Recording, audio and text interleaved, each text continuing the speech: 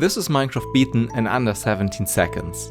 The run shattered the seemingly unbeatable world record from Dylan DC14 by roughly 3.5 seconds, which is nearly a fifth of the entire run. And yet, this run honestly sucks. It sucks so bad that I almost regretted releasing it like this.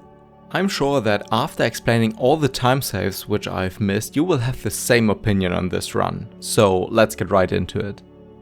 Before I join into the world, you can already tell that this doesn't look like an ordinary run. That's because the run was performed in a 10-year-old Minecraft version, 1.8.9, which had some pretty big advantages in comparison to the previous test world record.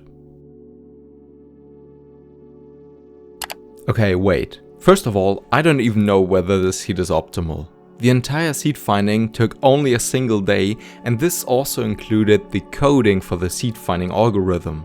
To find the seed, I had to code an entire village simulator. So I could input the seed and the starting coordinates of the village to get the accurate position and loot of the blacksmith chest, which is fundamental for a fast run like this. I spawn right next to a village, destroy a glass pane, loot the chest and place a piece of obsidian below me while still hovering in the air. The chest contains obsidian, iron and gold, but only a small amount of each of them. And that's why I duplicate those items with the so-called chest duplication glitch. To perform this glitch, you abuse the fact that when the game crashes, the player's inventory will get saved but the chunks won't. So when you take the items out of the chest, crash and restart the game, you can look into the chest and find duplicated items. You always get the same amount of items which were inside the chest when you saved the game. This means you can also put the already duplicated items back into the chest, which doubles the amount of items in the next duping step. Instead of a linear progression, you will end up with an exponential one. Eventually, I used a mixture of both of those methods because the exponential dupe gives you more items but also takes slightly longer to set up. When you do the normal method, you spend one tick on looking at the chest and opening it. In the second tick, you're inside the chest GUI and you can pick up one stack of items per tick. Then you spend another tick pressing escape to exit the chest. However, you can pick up the last item and press escape in the same tick to save one tick every time you dupe. The exponential method takes twice as long because you have to do the same thing but twice, and one time you put the already duplicated items back into the chest. To get the optimal mixture of normal and exponential dupes in the run, I wrote a Python script which finds the best way to get the desired amount of gold. In my case, I needed 82 gold, which were used to craft a golden pressure plate and trade with a cleric villager. By the way, I duped way more items than I actually needed, but I will explain later why I was basically forced to dupe that many items, which lost me a good amount of time. After I duped enough items, I used some obsidian to travel even faster. This part seemed pretty optimal until I realized that I should have jumped or probably walked off the obsidian during the last chest loot, which could have saved quite a few ticks. Anyway, on the way to the church next to the gravel path, I could trade with the cleric which sells Eyes of Ender in this version. The gravel path was quite far away, but I needed to get to it to acquire a piece of flint. Instead of doing those head hitters, I should have used an enderman which could have transported the gravel closer to the player, which could have saved a ridiculous amount of time. Anyway, I traded the first set of gold with the cleric villager, which always gives you 7 emeralds because of a fixed value inside the game's code. And yes, you can actually put the gold into the rotten flesh slot and it still works for some reason. Building the portal looks unspectacular, but this is the perfect moment to tell you that this run is not possible in vanilla Minecraft. Yeah, I actually used the mod, which you all know about, and gives me a pretty unfair advantage. Apart from the performance improvements, Optifine had some interesting side effects to say the least. In vanilla, the focused or outlined block is always a tick behind, as you can see here. This is not the case with Optifine. You will always focus on the desired block, which gives you more accuracy and lets you do certain actions a tick earlier. Before you write a comment that this run doesn't deserve to be the new world record, you should consider that Optifine is allowed in official speedruns. After building the portal, I mine a piece of gravel to get flint and throw 7 emeralds and 2 gold into the portal for better inventory management. In addition to that, I also craft some unnecessary shears.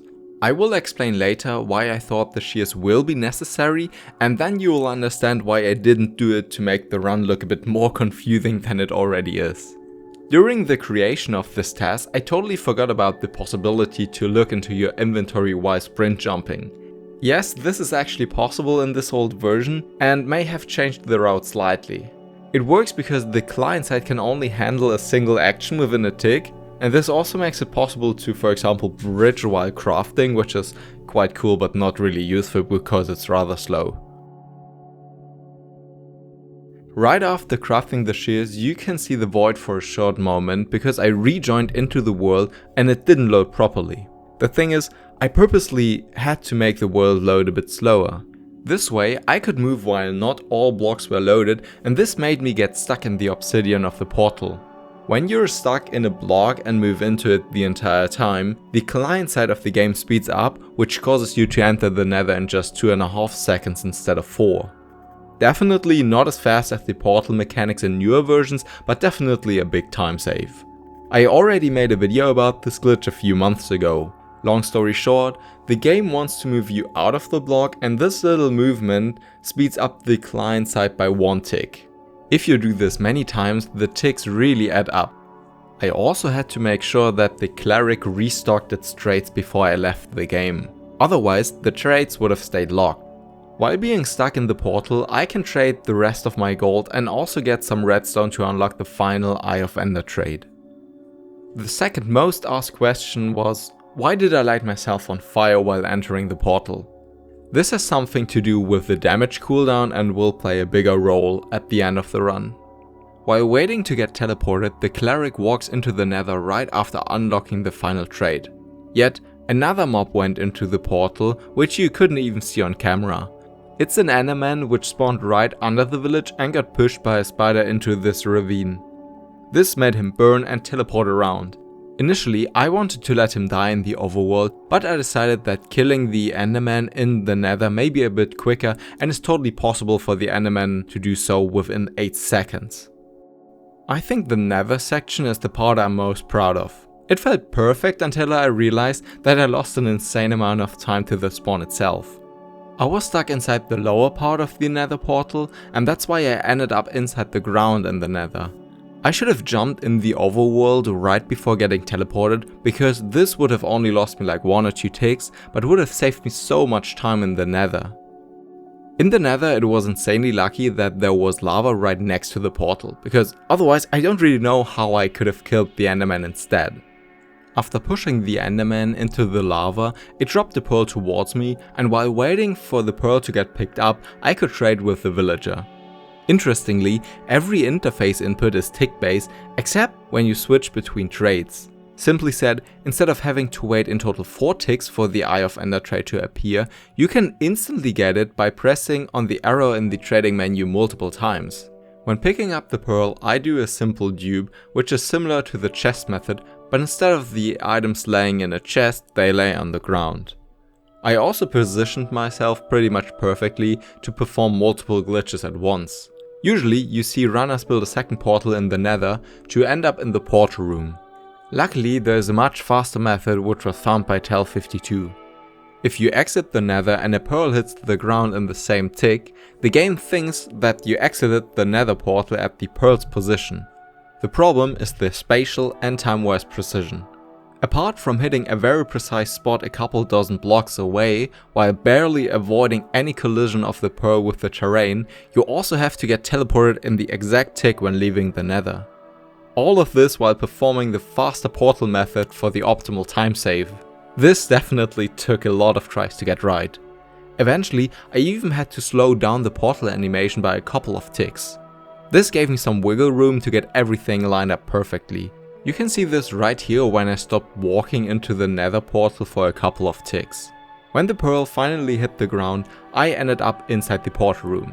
I already lost some time in the portal room before even entering it due to a suboptimal starting point. In the nether, I should have moved slightly towards the middle of the portal instead of standing right at the edge outside the obsidian. My next task was to enter the end as fast as I could. I did that by throwing a pearl into the ceiling, which seemed optimal, but later I realized I could have thrown it at a silverfish, which spawned in the air above the portal. Definitely hard to pull off, but an insane time save nevertheless. The waiting for the pearl to land was overlapped with throwing another pearl into the ground and crafting a golden pressure plate. The flint and steel spam was completely unnecessary, but the pearl wasn't. To skip the end fight, I have to enter the end 2 times. This can only be achieved by respawning in the overworld. So I want to take as much damage as I possibly can. Interestingly, I also take damage from the second pearl. Nobody pointed that out in the comments, but I think this section was pretty genius. Usually you have a cooldown of 5 ticks after taking damage before you can take damage again. The thing is, I took 5 hearts of damage from 2 pearls in just 4 ticks, so how did I skip the cooldown? You might have noticed that I'm still burning and I took fire damage just a tick before the pearl landed. So the damage cooldown didn't start with the pearl. Instead, it started prior to that with the fire damage. During the cooldown you can still take more damage, but only to a maximum of a single damage source in this time. And surprisingly, even taking more damage doesn't reset the cooldown. You might have realized that the first pearl only dealt 2 hearts of damage instead of 2.5. That's because of the fire, which already dealt half a heart of damage. After explaining this little detail for way too long, we can finally continue with the rest of the run. After getting teleported, I intentionally waited a bit and threw 2 pearls, which you can't even see in the video itself. The important thing is that both pearls will be below the end portal when I ignite it. They will be super important right at the end of the run. And yes, this seed is actually an 11 eye seed because it felt like it was too much effort to find a better seed with less than 11 eyes. But we can't really go for 12 eye seeds because they don't light up in this version. I enter the end, place a lot of redstone in a weird pattern and die on a pressure plate. Usually an end fight looks a bit more exciting, but this is by far the fastest way to finish the game in this version. Every piece of redstone dust had to be powered for this whole thing to work. The problem with the pressure plate is that the signal strength correlates to the amount of item stacks on top of it. I had some spare obsidian, flint and steel and redstone dust. That's only 3 items, so I needed 2 more. Now you understand why I crafted shears. And now I explain you why I didn't even need the shears. When the player dies, experience orbs will appear. Well, yeah, they also trigger the pressure plate, and in a task you can always manipulate the RNG so the XP will always land on the pressure plate. So I had even more items than I needed. Anyway, after throwing the last pearl and a painstakingly long death screen, I could respawn in the overworld. One thing you didn't see in the video is I restarted the game and changed the Java arguments to a specific value, which will be used to skip the end fight. I searched for a seed with a stronghold within 512 blocks from spawn, and that's why by increasing the render distance I could load in both ender pearls in the portal room. But only a single pearl landed for now, which got me to the end. Because of the Java arguments, I ended up in a pretty weird loading screen, which only lasts for a single tick because 1 tick later the second pearl landed, which triggered the so-called credits warp. But how does that work? To explain this, we should look into the game's code and check when the end credits are triggered. They appear when the player collides with an end portal in the end dimension.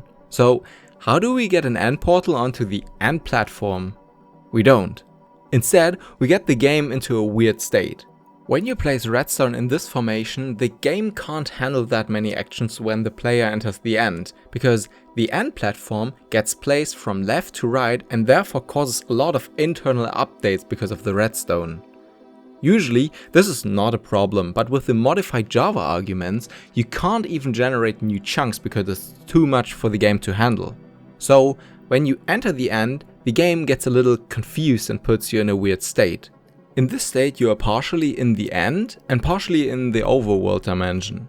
When the second ender pearl lands, it causes the player to collide with the end portal again, but the game thinks that you were already in the end and therefore thinks that you already killed the ender dragon and used the exit end portal, which is quite funny to think about.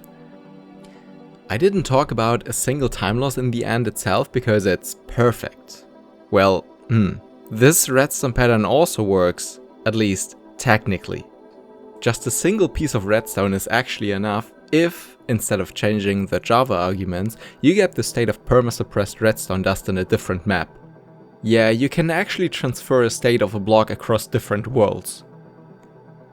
This state of perma-suppressed redstone dust is very simplified a state of redstone which works as an update suppressor. So you can, for example, place a block with a torch next to the redstone, destroy the block, and the torch won't update and therefore float in the air.